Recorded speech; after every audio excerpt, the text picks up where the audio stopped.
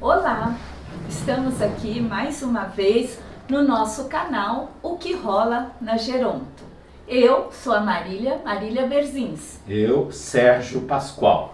Você deve estar sentindo falta dos nossos dois companheiros, o Carlos e a Ieda, mas eles foram aproveitar esse carnaval e viajaram. E nós estamos aqui conversando de um assunto mais importante, muito importante, melhor dizendo, sobre o envelhecimento.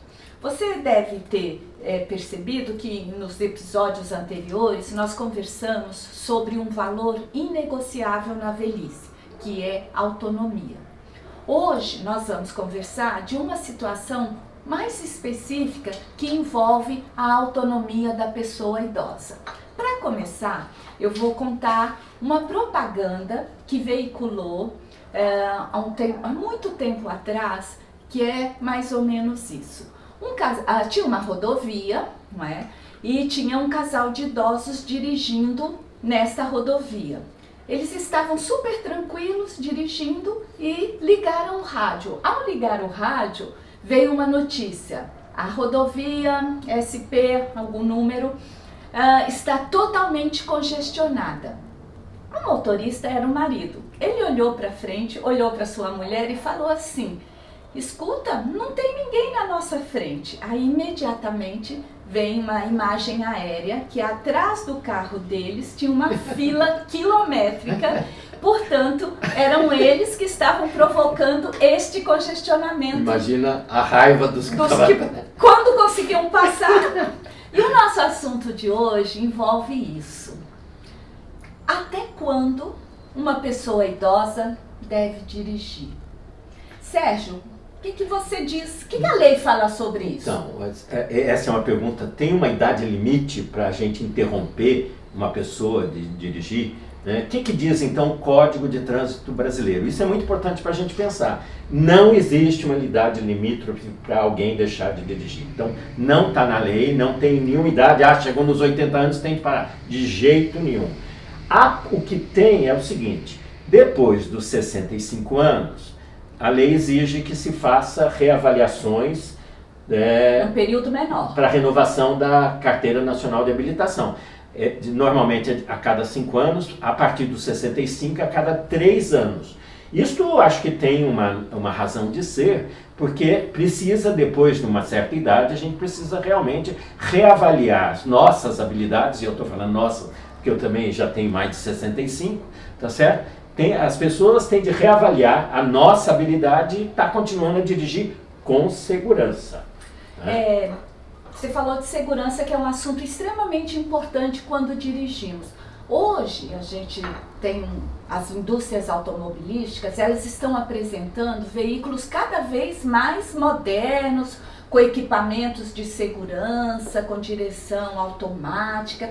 Isso facilita, isso favorece com que a pessoa idosa fique mais tempo dirigindo? Sim, isso é muito bom, porque se eu tiver câmbio automático e direção hidráulica, isso facilita muito, porque tira, por exemplo, o fato de eu ter um câmbio normal, ao fazer isso, ainda ter de apertar, eu como uso o câmbio automático, eu esqueço o nome disso daqui, a perna esquerda lá, você pode diminuir sua tensão. Então, o câmbio automático e a direção hidráulica, eles facilitam muito. Mas eu acho que tem algumas outras coisas importantes para a segurança que nós, como motoristas, temos de fazer. Então, por exemplo, exames periódicos de saúde, né, para nossa saúde estar boa, e também exercícios físicos. Então, a prática de exercício vai me possibilitar que eu tenha, por exemplo, uma mobilidade boa para fazer curva, né? Não vou ter limitação de ombro. Não vai doer. Não vai doer, né? Ou para na hora de frear, né? Ou de acelerar, tá tudo bem com a minha perna. Né? Então, exercício físico também ajuda na direção segura. Mas é só isso? Mas como assim? Assim, eu estou pensando assim, e a minha visão? Então, e nisso estava a questão dos exames periódicos, porque, na verdade, Marília, o código, inclusive, fala que para ter uma direção segura, independente da idade, a gente tem de ter uma boa função cognitiva, uma boa função motora e uma boa função sensório-perceptiva. O que é isso? Cognição, né, é a capacidade que eu tenho de fazer raciocínio, de ter uma boa atenção, de ter uma orientação espacial, saber onde eu estou ou para onde eu estou indo, né? Então eu preciso de uma boa cognição. Motor é muito importante, a minha função motora, que eu preciso de reflexos, eu preciso executar movimentos com segurança, então o freio, a marcha, eu tenho de saber me desviar de obstáculo, quando tiver um buraco, eu tenho de saber com segurança desviar. Então o motor, a parte motora tem que estar muito boa. E a sensório perceptiva é fundamental, que são principalmente 3 funções sensitivas. A visão, né, lógico, a audição é muito importante, está ouvindo bem, né, por isso que o sinal sonoro de alguém que está chegando, eu escuto, eu sei que, opa, alguém está chegando aí com a buzina, e também a propriocepção, para eu ter, é a sensação, os nervos que dão a sensação, por exemplo, da posição que está meu pé lá no freio, né, e se eu vou ter um movimento suficiente para frear.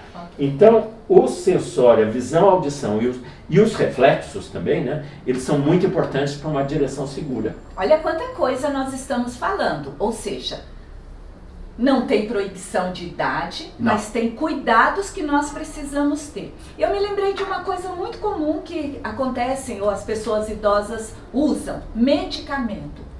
Eu sou hipertensa, diabética, um exemplo. Isso me impede de dirigir? Não. Ou tem uns tipos de medicamentos que complicam a minha direção segura, conforme você falou? Só uma questão do hipertensão e diabetes, eu tenho que estar muito bem controlado. Então, o medicamento é muito, muito importante, né, do diabetes e da pressão, para manter essas duas situações muito bem controladas, para não ter uma descompensação. Você né? com hipoglicemia, o cara está lá dirigindo. Ou uma pressão que descompensa e vai lá para cima, o cara fica com uma tontura dirigindo, tá certo? E balança. Então isso significa que esses medicamentos têm que ser muito bem tomados, né? Feitos e não falhar. Agora, tem alguns medicamentos que são muito perigosos. Então, idoso adora tomar um remedinho para dormir, né? E esse tipo de medicamento que atua no sistema nervoso central, ele diminui a atenção, diminui a concentração e diminui reflexos. Então, se eu fico tomando isso, né? Nós tem alguns outros, tem muitos analgésicos, opioides, por exemplo, que as pessoas também gostam muito, e que também influenciam, atuam no sistema nervoso central, e que também fazem uma diminuição da atenção, da concentração e de reflexos. Então, quem usa esse tipo de remédio tem que tomar um cuidado danado, tá certo? Porque esse tipo de remédio pode ajudá-lo a ter um acidente grave numa direção. O pior pode ser grave para si, mas pode ser grave para uma outra pessoa, ou para um pedestre, ou para um outro motorista que está lá. Tá certo? Agora eu estou pensando o seguinte, eu escuto muito isso de pessoas idosas. Eu já dirijo há 40 anos, já dirijo há 50 anos e nunca aconteceu nada comigo.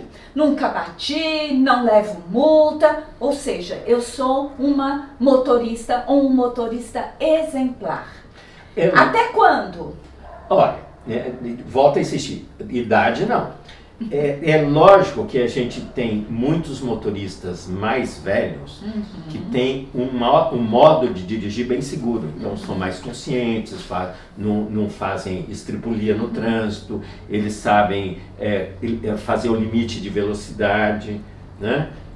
E um jovem, por exemplo, pode até ser o contrário disso. Sim. Então, alguns idosos, em geral, mais as mulheres são mais assim, são mais cuidadosas. Então, muitos idosos vão ficando cuidadosos durante a vida, né? Então, isto é uma atitude muito importante, mas independente dessa minha atitude, eu posso estar sofrendo algumas alterações, por exemplo, catarata, né? Eu posso estar com uma catarata ainda não diagnosticada, ou então, dependendo do horário, né? Por exemplo, dirigir à noite com chuva. numa estrada escura. Numa estrada escura, mão e contramão, não é uma autopista, uma coisa sensacional. É uma rodovia de qualquer cidade do Brasil aí. Como a maioria das rodovias do Brasil. Então, essa situação de dirigir à noite com chuva é muito perigoso. Não só tem o problema, por exemplo, da acuidade visual diminuída, mas a pessoa, quando vai envelhecendo, tem um outro problema no cristalino. Isto é, o nosso cristalino, que é a pupila ali, tá certo? Ela faz o seguinte, quando eu estou com uma luz muito grande, ela fecha, né? Para deixar, senão aquela luz me cega. Quando vai ficando mais escuro, a pupila abre para eu conseguir ver mais. Agora vocês imaginam, eu estou numa rodovia à noite dirigindo, tem um farol, tudo bem, né? O meu. Né? Aí vem em contrário um outro carro com aquele farol enorme no meu olho e eu não tenho uma velocidade de acomodação da pupila suficiente e eu vou me cegar rapidamente. Eu posso nessa hora assustar, mudar, sair da pista, é extremamente importante. Então também tem essa situação, né? E fora que eu posso, com o passar dos anos, tá aparecendo alguma doença. Por isso que eu falo, tem de ter a avaliação periódica de saúde, fundamental. Para a segurança dele e dos outros fundamentalmente. Lógico. E também tem um aspecto muito forte que é a pressão da família. Pai, para de dirigir, usa um aplicativo, usa táxi, vai. Aí vem a amiga, eu não entro no carro mais com ela, porque idoso no volante, perigo. Esse sentimento é muito forte, é muito presente, Sérgio. Eu acho que a grande questão é conversar com as pessoas idosas, com a família, para ver que não é uma coisa tão simples como a gente possa imaginar. Está Mas certo? tem uma outra coisa, Marília, muito importante. Eu, como ser humano responsável, eu também tenho de pensar e começar autocrítica, né? E me avaliar. Por exemplo, se chega uma pessoa e fala, olha, será que não é bom, está na hora de você parar? Venha outra pessoa, olha, você já fez tantos anos? 3 pessoas, 4 pessoas que já vão repetindo. Eu tenho de pensar, eu tenho de me autocriticar, será que eu estou bem mesmo? Então vamos rever, vou lá, vou fazer meu exame de vista, vou ver se eu estou me sentindo seguro para dirigir, se eu não estou fazendo algumas bobagens. E o ideal é a própria, inclusive por conta da autonomia, a própria pessoa chegar na conclusão que está na hora dela parar. Ainda mais com a facilidade nas grandes cidades hoje, de você ter a possibilidade de pegar um aplicativo para táxi, ter metrô, ter ônibus, etc. Então isso é muito importante. É lógico que a pessoa, quando dirige, ela se sente o máximo, né? Eu ainda estou dirigindo, 90 anos. Mas veja, tem autocrítica, porque se alguém já está falando, olha, cuidado. Alguém não, 2, 3, 4, 5 alguém. Será que está todo mundo errado, só eu que estou certo? Né? Tem de pensar nisso com certeza. Ok, acho que nós falamos um pouco sobre a direção e é um assunto que envolve autonomia e mais importante de tudo é respeito ao sujeito de direito pleno que pode decidir a sua vida. Essa decisão implica responsabilidade, cuidados e compromissos. E olha, se gostou, curta, entre lá no Que Rola na Geronto, dá um like, dá um like e inscreva. Muito obrigado. E o sininho. O sininho também, Prazer em vê-los. Vai. Bye, bye.